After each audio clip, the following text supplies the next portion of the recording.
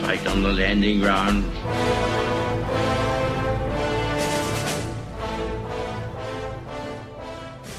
Thank you for joining us. You are listening to A Radio, and this is the Morning Moment. We're on weekdays, 11:45 Eastern. Follow us on Spreaker.com and click on the like button. This Morning Moment is a particularly Canadian one, but it does have some references to the United States, so please keep listening. April in Canada marks a solemn date in Canada's short history. April 2019 is the date that will go down in Canada's history. Not for anything good, I'm sorry to say. Unless, of course, you're a tree hugger. It's the date when Canada, being currently under the leadership of the UN lemmings to push Canada and Canadians over the proverbial cliff, for this is the date that one man driven by hate, nothing but hate for Canada and its culture. Canada doesn't have a culture, according to this guy, and way of life, forced through our method of government a law to crush the very hopes and aspirations of the majority of its citizens. April the 1st, a rather apt date I think, under the leadership of Prime Minister Justin Trudeau, introduces to Canada a burdensome and crushing blow to all Canadians without exception.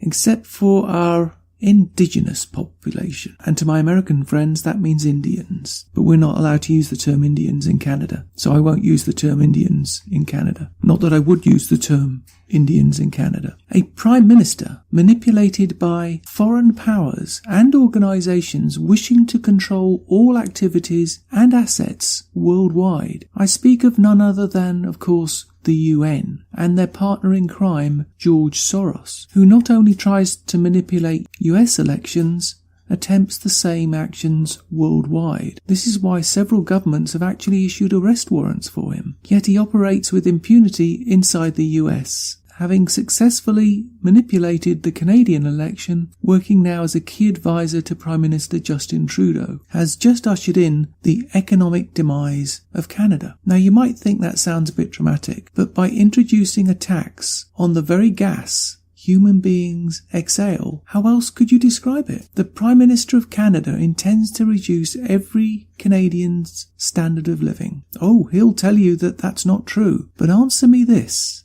It's very simple because that's what I am. I'm simple. I keep things simple, straight and short, as many people tell me. If tax goes on everything and local taxes go on top of that, what else is the result? Well, it's simple. You have less money to spend, don't you? And if you have less money to spend, you will buy less goods and services, won't you? His answer, his solution is, we will return some of that money back to you. But that's your money in the first place. Now he's being good. Out of the goodness of his own heart, he's returning your money back to you. Isn't that condescending? Because I think it is. Now, he may return that money to you, but the case is, who generates that money, the wealth, in the first place? He doesn't point that out to you. The upshot is going to be that you won't have a job because you won't be needed. Goods and services will increase and the circle will continue. The result will be inevitably massive unemployment, inflation, decay and despair. What else can come from this? If you're paying 30% more for the same goods south of the border, you can't possibly compete, and you can't possibly buy goods and services from south of the border. It will affect Americans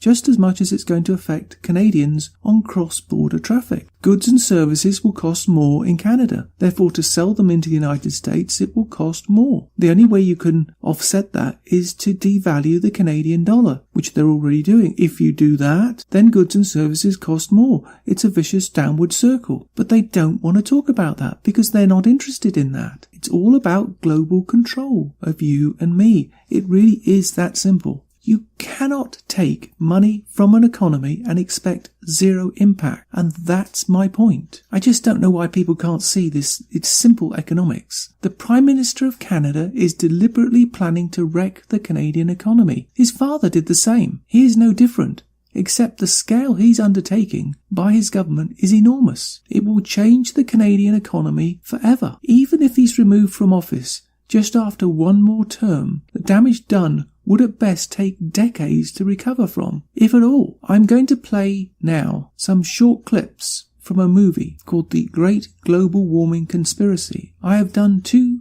full-length podcasts on this previously, and I hope to re-release them shortly. Please listen to this and take note. Please pass this on. This is not a joke. This is reality. This Prime Minister is dangerous. He is a clear and present threat to your survival in Canada. I can't make it any clearer than that. To my Canadian listeners, you have an opportunity to remove this man from office this October in the federal general election, and further have him investigated for treason. I'm not joking, I'm very serious about that. And to my American friends, please use this as an example to never vote anyone or anything like this into office. Ever. Here's the clip. It's a short montage, but it should get you into thinking about it. And if by chance it doesn't, go to my website and look up Agenda 2030. All the links will be on my site. Here's the piece.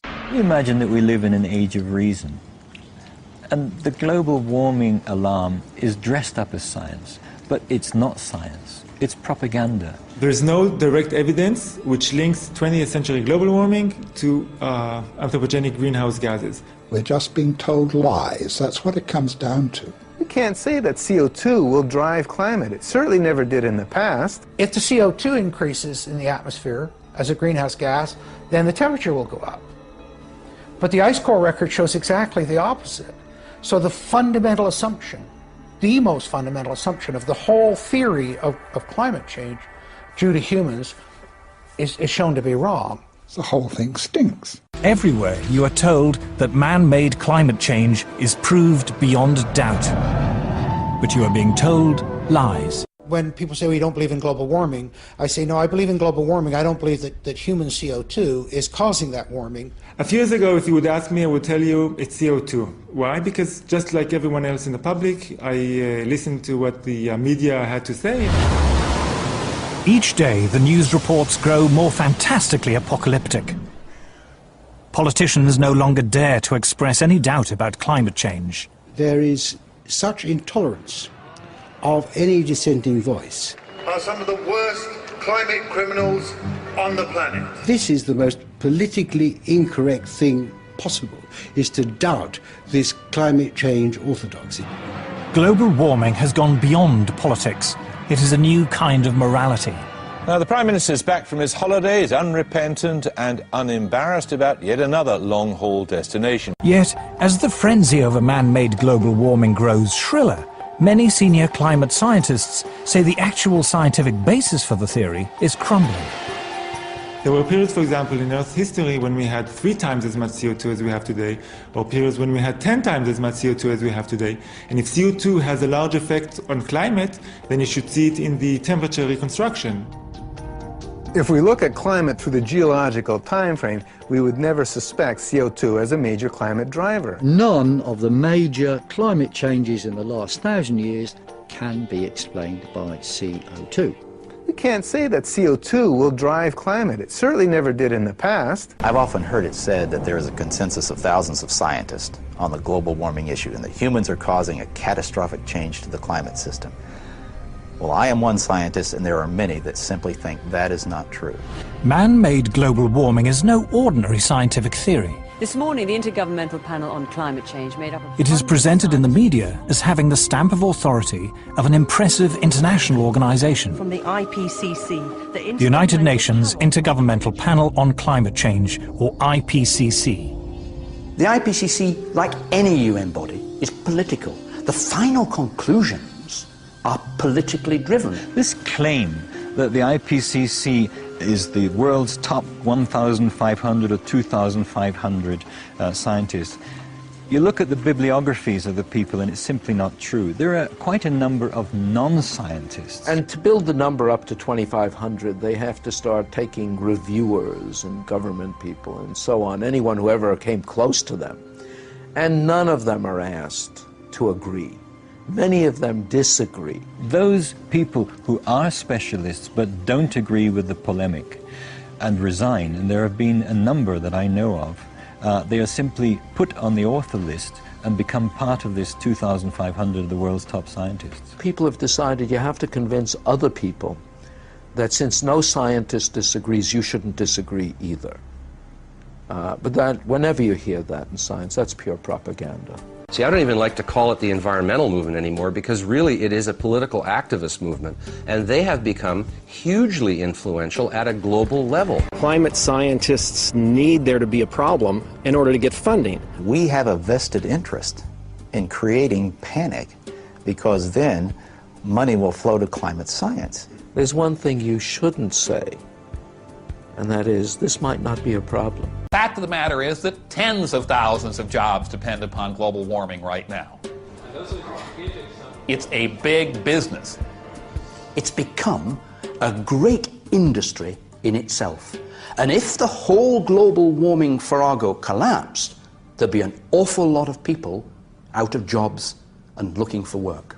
The whole global warming business has become like a religion. And people who disagree are called heretics. I'm a heretic. The makers of this program are all heretics. We had a very, very thorough inquiry, took evidence from a whole lot of people expert in this area and produced a report. What surprised me was to discover how weak and uncertain the science was. In fact, there are more and more thoughtful people, some of them a little bit frightened to come out in the open, but who quietly, privately, and some of them publicly, are saying, hang on, wait a minute, this simply doesn't add up. In the 14th century, Europe plunged into the Little Ice Age. And where we would look for evidence of this are the old illustrations and prints and pictures of Old Father Thames. Because during the hardest and toughest winters of that Little Ice Age, the Thames would freeze over. And there were wonderful ice fairs held on the Thames, skating and people actually selling things on the ice. It's important that people know that climate enabled a quite different lifestyle in the medieval period. We have this view today that warming is going to have apocalyptic outcomes. In fact, wherever you describe this warm period, it appears to be associated with riches. Since the mid-19th century, the Earth's temperature has risen by just over 0.5 degrees Celsius. But this warming began long before cars and planes were even invented. What's more, most of the rise in temperature occurred before 1940, during a period when industrial production was relatively insignificant. After the Second World War, during the post-war economic boom, temperatures, in theory, should have shot up. But they didn't. They fell. Not for 1 or 2 years, but for 4 decades. In fact, paradoxically, it wasn't until the world economic recession in the 1970s that they stopped falling. CO2 began to increase exponentially in about 1940, but the temperature actually began to decrease 1940, continued till about 1975. So this is the opposite relation. When the CO2 is increasing rapidly, but yet the temperature is decreasing, then we cannot say that CO2 and the temperature go together. Temperature went up significantly up to 1940, when human production of CO2 was relatively low. And then in the post-war years, when industry and the whole economies of the world really got going, and human production of CO2 just soared, the global temperature was going down. In other words, the facts didn't fit the theory. And I could go on and on and on. There is evidence in abundance that the theories on so-called climate change are bogus and based on false data. But for some reason they're unwilling to even entertain this possibility, as this documentary says. Quite clearly it's a business. The cost in jobs to stop the scaremongering and even admit they're wrong, or could be wrong, would be financially catastrophic for them. That is, so they continue to perpetrate the lie, which is climate change. Now my American friends are the very last holdouts. They have a chance to stop this. We have a chance to stop it in October, if we're brave enough to take it. Because this has nothing to do with climate change at all. Let me just say that again. This has nothing at all to do with climate change. It's a big, fat lie. The answer's right in front of you if you're brave enough to look at it. It's all about depopulation of the West and repopulation from the East. That's not racist. Look at the facts. The powers that control the way you lead your lives want to redistribute your wealth, your land, your food, your water, everything basically you've created. They don't think it should be yours, whoever they are. This is all about a new world order. Now it sounds a little bit tin hattish, but look at the facts. That's why they're attacking the President of the United States, Donald J. Trump, every single day. They miscalculated. They thought Hillary Clinton was going to win the last presidential election. That was the last domino to fall. They could manipulate her, and then they could finally start to put their plan into place. Maybe it sounds far-fetched, but so does attacking the president, who's improving the lives of Americans every single day. Did you ever think you would see a day when people were protesting against people wanting to make their country as strong and as prosperous as it was 20 or 30 years ago? No, you didn't, did you? On a smaller scale, the same happened in the UK in 1979 when Margaret Thatcher came to power. That one person changed the direction of a once proud nation, and that led up to the current situation of Brexit. The powers that believe they know best want several large continental groups that they can easily manipulate, moving them towards the final step of one world government, that being the UN. This is why they were dismayed when POTUS started to say he was leaving the Paris Climate Agreement and other far-left UN bodies. They need the US wealth to sustain their ideals. I could go on. Please join the dots. Canada is in turmoil economically and culturally. Just a decade ago, Canada was stable both economically and culturally. So was Europe for the most part. So was America, except for an increasingly slow economic decline. In comes the Marxist socialist elected from nowhere, never investigated, and off we go. In Europe, just one person was enough in the EU, Angela Merkel, to disrupt the equilibrium with catastrophic results. And finally, usher in Trudeau to upset a stable economy and culture in Canada. Can it all be a coincidence? I ask you to please listen to my extended podcasts when they are published shortly on YouTube. I hope they open your eyes. I hope this has opened your eyes. Producing them did that for me. Finally, I apologise for my voice. We'll keep battling through. And I just want to thank you for listening. You can find more at aradio.wordpress.com, where you can find links to us on Twitter, Facebook, Instagram, iTunes, iHeartRadio, Gab and email. We're also on Spotify. Just go to the podcast section and type Canadian Politics with a twist and you'll find us. We are continuing to reach out to you, so please pass on these links. Please click on the follow button on Spreaker.com. You can listen to all our morning moments at Spreaker.com under A Radio. That's EHRADIO, A Radio, and click on the like button. And you can hear a review of our morning moments on WHBJ-DB News Talk Radio on Spreaker.com on Saturday evening at 8. Join us and many others. And you can find all our podcasts and morning moments at aradio.wordpress.com. Click on the Morning Moments tab.